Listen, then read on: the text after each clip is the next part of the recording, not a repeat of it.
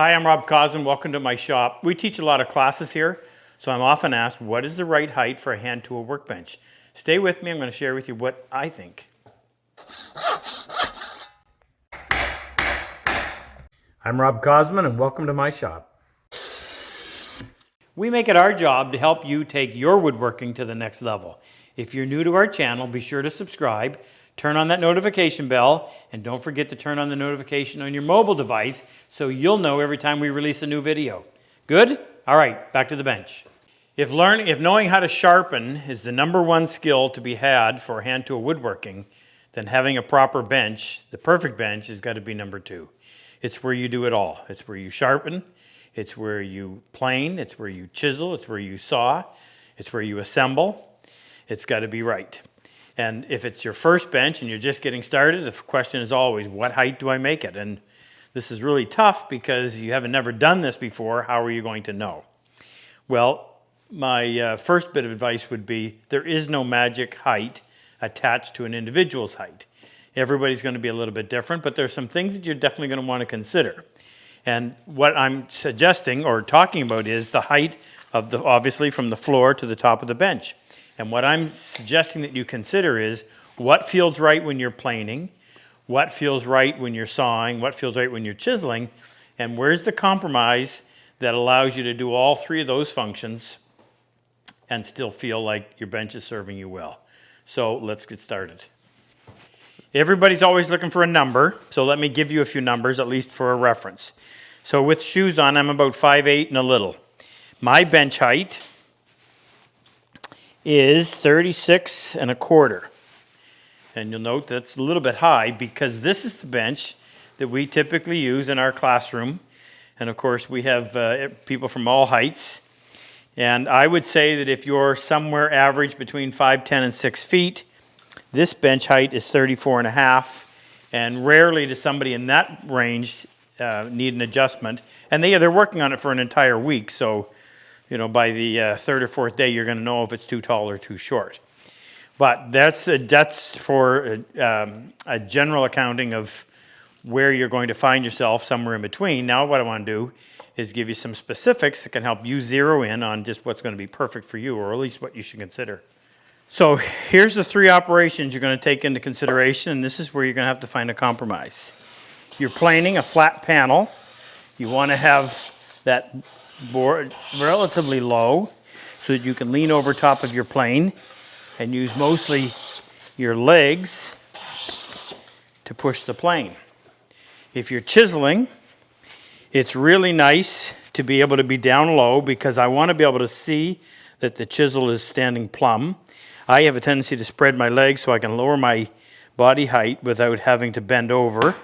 Nice to have this in a very comfortable position, and my arms are pretty much at a 90 degree to my forearm is pretty much 90 degree to my upper arm. I find that comfortable. And then sawing. And when you're sawing, you want your board low in the vise. If you're sawing with it way up here, it's going to vibrate. You want it just an inch or so above the vise. And this is where I want I like, again, my arm is not lifting up like this, nor am I reaching down. When I set it down there, it's pretty much at a 90 degree to my upper arm. And for me, actually, an even better guide is I like to have the saw sitting on the end of the board so that it is level or parallel to the top of the board as opposed to like this or up like that. So now, how do we go in and decide which of those 3 has to be compromised the most? And that's the big discussion. So for me, I probably cut dovetails more than anything else. This is where I find the most enjoyment in the shop.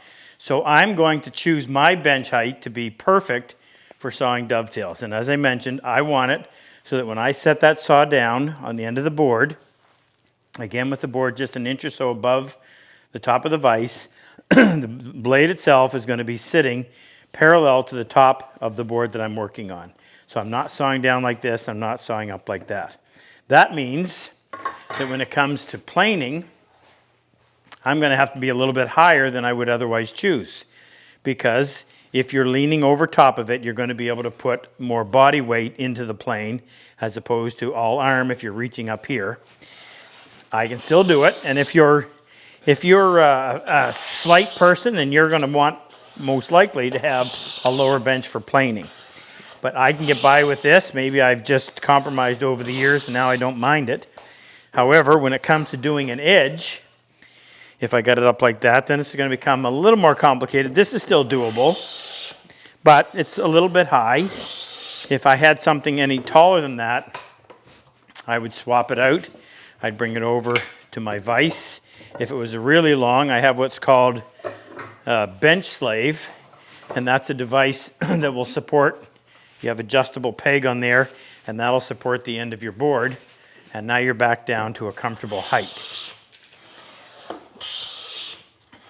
When it comes to chiseling, as I mentioned, my trick here is to simply spread my legs so that I can lower my height. I don't want to be leaning over, just way too hard in the back.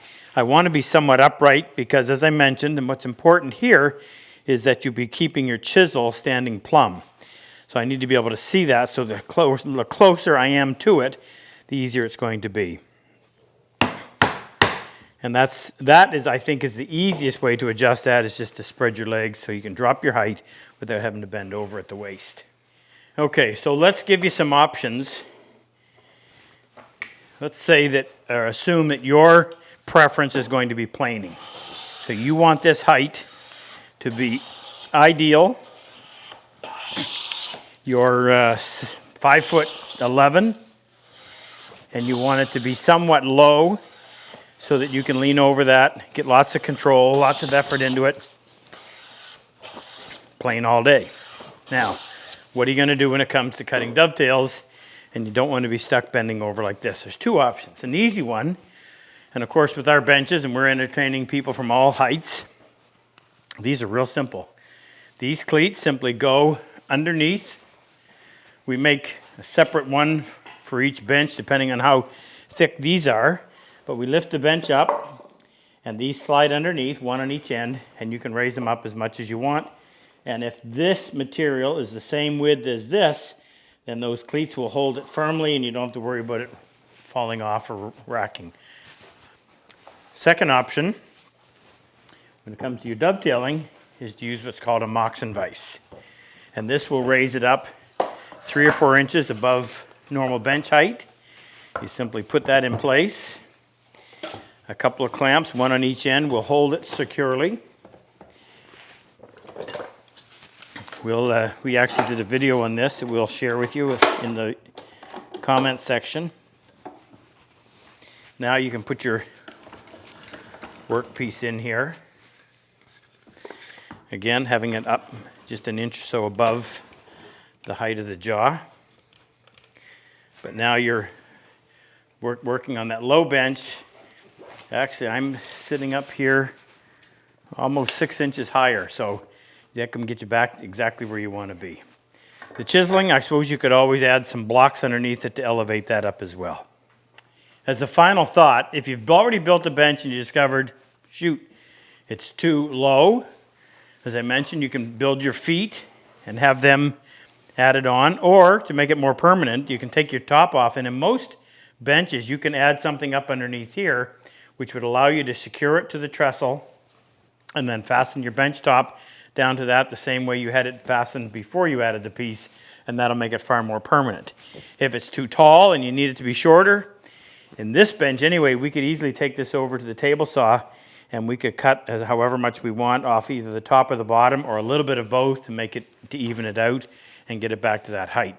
If I would suggest, if there's any way that you can have a make-do bench and just experiment with that height until you find out exactly what you like, it's going to make it a lot easier and a lot more permanent for that bench that you finally build to be your one and only bench that you'll use until you can no longer cut dovetails. Either way, get yourself a good bench, figure out your height, experiment a little bit, get it just right, and you'll enjoy it. But remember, planing, chiseling, and sawing are the 3 operations that are going to come into the most importance when it comes to enjoying your hand tool woodworking. Good luck. If you like my work and enjoy my style of teaching, click on any one of these videos and help take your woodworking to the next level. I've always said, better tools make the job so much easier. If you click on the link below, the chisel and plane icon, it'll take you to our site and introduce you to all the tools that we actually manufacture right here in our shop. It'll also give you information on our online and in-person workshops.